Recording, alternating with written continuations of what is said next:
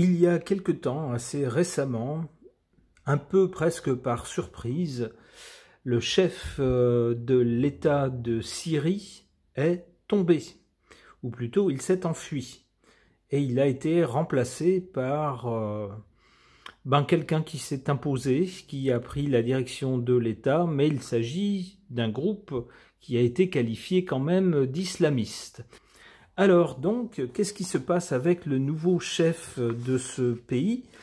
Eh bien, on l'a encensé dans tous les sens au début. Grâce à lui, le vilain était parti. J'avais exprimé à l'époque quelques doutes, d'abord sur le fait que cette victoire a été très subite. Je suggérais qu'il y avait potentiellement une grande puissance derrière, la main d'une grande puissance derrière ce monsieur. Ça n'a pas tardé, 3 jours plus tard, un émissaire de l'oncle Sam était en visite dans ce pays, comme par hasard. Et puis depuis, qu'est-ce qu'on nous dit?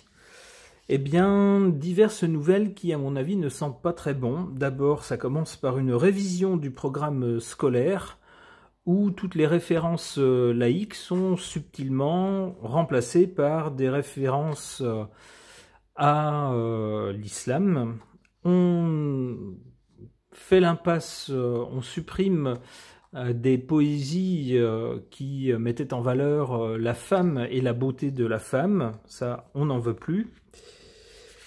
On nous dit également que certains termes d'histoire ont été changés. Eh bien, on nous dit l'Empire ottoman qui a longtemps régné sur la Syrie est désormais présenté comme un pouvoir et non pas comme un occupant. On voit la nuance qui est de taille. Alors, que nous dit-on également? On nous dit ici... Alors, certaines modifications en sciences et en histoire, au nom de l'intérêt général, bien sûr, font l'objet de nombreuses critiques.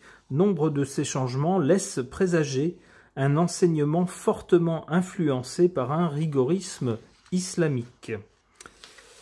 De la part de quelqu'un qui a été qualifié d'extrémiste de cette religion, ma foi, quelle surprise! Alors, on trouve également donc dans les programmes scolaires, on nous dit une modification a fait l'objet de vives critiques. Le verset traitant de ceux qui ont provoqué la colère de Dieu, sans nommer qui que ce soit, a subi une réinterprétation pointant du doigt la responsabilité des communautés juives et chrétiennes. Ces communautés sont désormais jugées comme égarées. Voilà, voilà. Vous commencez à comprendre que ça sent pas très bon. Alors, ça ne s'arrête pas là, puisque France et Allemagne ont voulu tout de suite rendre une visite au nouveau chef d'État de ce pays pour nouer des liens avec ce nouveau pouvoir. Pour la France, il y avait un monsieur, pour l'Allemagne, il y avait une dame. Mais que s'est-il passé? Eh bien, lorsque ces personnes du club des 12 étoiles s'est présenté, le chef d'État a serré la main du monsieur, mais n'a pas voulu toucher la main de la dame. Malaise. Malaise, malaise. On nous affirme maintenant, mais c'est pas sûr, c'est une rumeur, semble-t-il, qu'après la visite des ministres des Affaires étrangères français et allemands en Syrie, plusieurs internautes affirment que la ministre, donc allemande, Annalena Baerbock, aurait été floutée sur les photos officielles. C'est-à-dire que les hommes apparaissent nettement, mais la femme, elle, est rendue floue, méconnaissable. Ça sent encore plus mauvais. Et puis, on nous dit, là cette fois-ci beaucoup plus récemment, que le nouveau ministre de la Justice de ce pays apparaît dans des vidéos concernant l'exécution de 2 femmes. Alors ce sont des vidéos qui datent d'il y a 10 ans. Mais on nous dit que c'est une révélation qui est plus qu'embarrassante pour le régime syrien. Alors, avec ces nouvelles informations, on peut se poser des questions quant à l'orientation que risque de prendre le nouveau pouvoir en Syrie. Personnellement, j'ai l'impression que ça dérive un peu vers un régime à l'afghane. Alors j'espère que ça n'ira pas jusqu'au point de ce dernier, mais pour tenter d'en savoir plus, j'interroge le tarot de Marseille.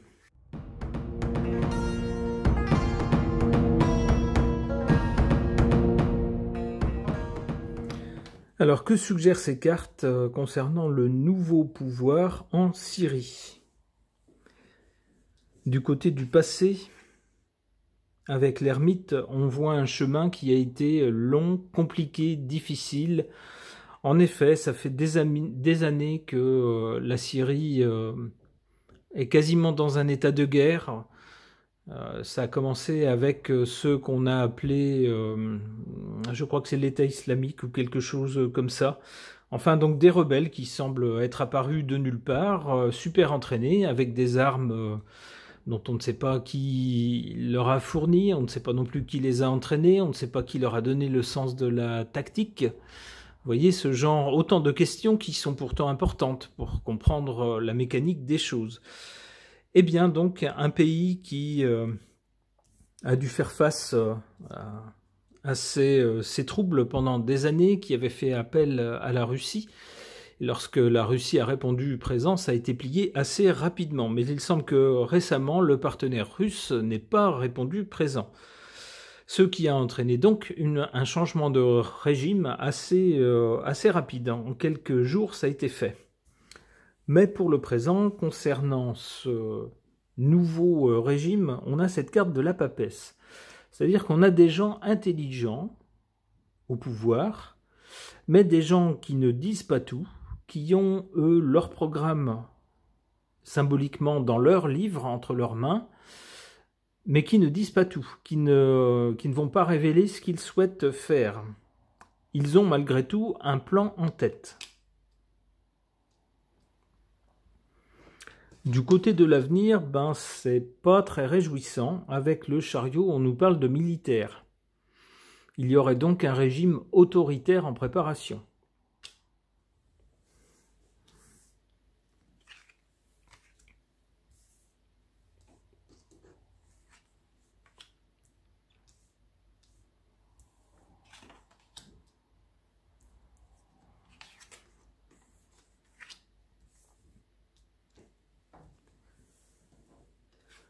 En faveur de ce nouveau pouvoir, le monde, le nouveau pouvoir, enfin du moins la personne qui a combattu et qui a tenté de détrôner le dirigeant précédent, y est parvenu. C'est un succès. Le dirigeant précédent est en fuite.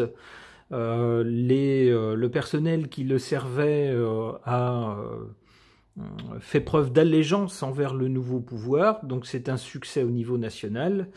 Et puis, ce monsieur qui est nouvellement à la tête de ce pays a l'intelligence aussi de tout de suite nouer des contacts avec les grandes puissances en tentant de bien s'entendre avec elles. Donc de ce point de vue-là, c'est une réussite. Mais, car il y a un mais, en position défavorable, on a cette position de la force. On l'a vu tout à l'heure avec ce malaise lorsque Madame la ministre allemande des Affaires étrangères s'est présentée avec son collègue Monsieur le ministre français des Affaires étrangères. En visite chez ce nouveau pouvoir, eh bien tout de suite il y a eu un gros malaise avec un dirigeant qui refuse de serrer la main de cette dame. Puis maintenant cette histoire d'une photo où cette dame serait floutée. Alors on voit tout de suite qu'il commence à y avoir une espèce de rapport de force entre les valeurs occidentales. En Occident, qu'on soit homme ou femme, tout le monde s'en fiche, c'est pas le problème. On en arrive même à un point où on ne sait plus qui est qui. Je blague. Mais du côté du Proche-Orient, c'est pas la même chanson, en particulier avec ce monsieur. Pour ce monsieur, il semblerait que les hommes soient destinés à être vus et, semble-t-il, les femmes à être tenues à l'écart. C'est un peu comme ça qu'on le comprend. Alors, il ne l'a pas exprimé de cette façon, il n'a pas exprimé les choses clairement, mais ces quelques indices malaisants semblent aller dans ce sens-là. Alors, ça crée immédiatement, bien sûr, un rapport de force.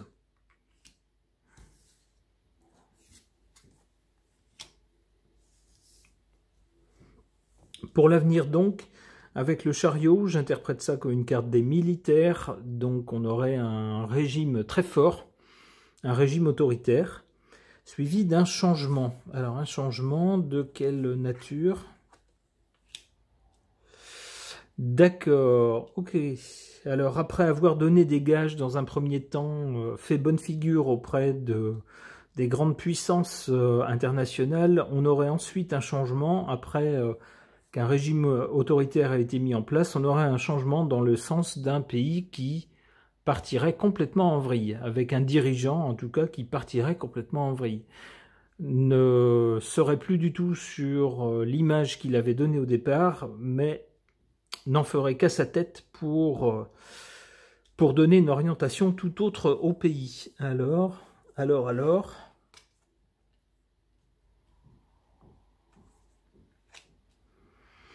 Avec la Lune, on aurait peut-être quelque chose d'assez nationaliste.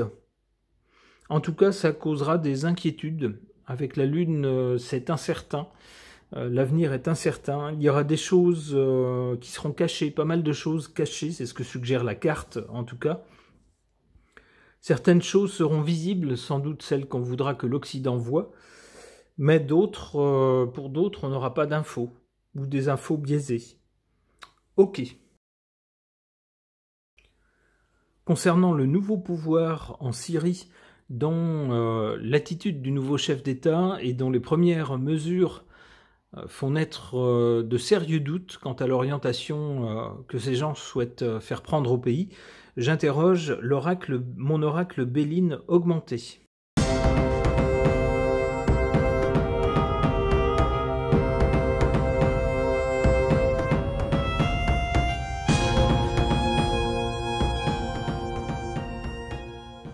Aïe, malheureusement une suite de cartes qui n'est pas du tout réjouissante, qui déroule un scénario assez clair et pas du tout réjouissant.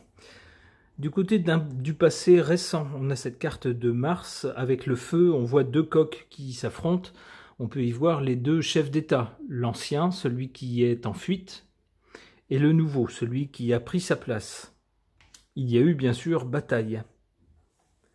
Pour le présent, on a pour ce nouveau chef d'État, pour le moment en tout cas, cette carte de l'appui. Il a réussi à conquérir son objectif et on peut penser qu'il a l'appui, entre autres, de l'Occident, avec la bénédiction de l'oncle Sam. C'est donc un puissant soutien, ici sous l'égide de Jupiter. Ça, c'est pour aujourd'hui, pour maintenant. En revanche, pour l'avenir, c'est moins rigolo, puisqu'on a cette très mauvaise carte qui nous parle de vol et de perte, donc de choses qui se dégradent, des choses qui disparaissent. Alors on pourrait penser à certains droits de la population, par exemple. Avec le vol aussi, ce sera peut-être le vol d'une certaine liberté, par exemple. En tout cas, la carte n'est pas du tout favorable.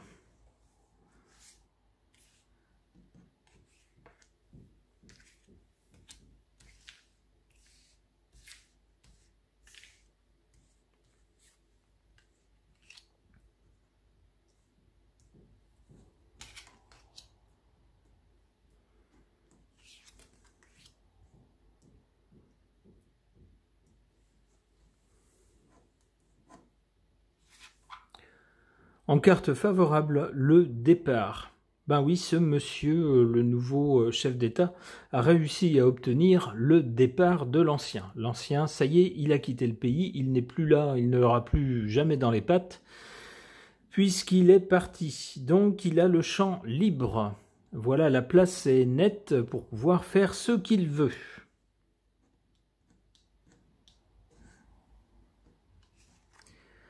En carte défavorable ou en carte faible, ici, la carte de la sagesse. Il semblerait donc, si cette carte est en faiblesse, que ce nouveau chef d'État risque de manquer de sagesse dans sa façon d'exercer le pouvoir.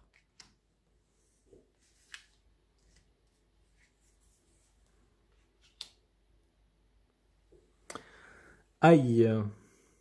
Cette clé de la destinée, ici, semble insister sur ce qui va se passer et ça semble nous dire c'est écrit, c'est le destin du pays.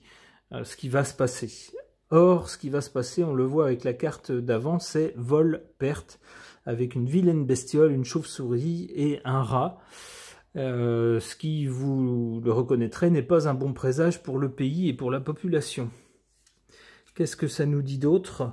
Aïe, aïe, aïe. On a ensuite la carte de la fin, pure et simple, associée à la destinée. Alors, je ne sais pas ce qui va se passer dans ce pays, mais franchement, on n'a que des cartes mauvaises pour l'avenir.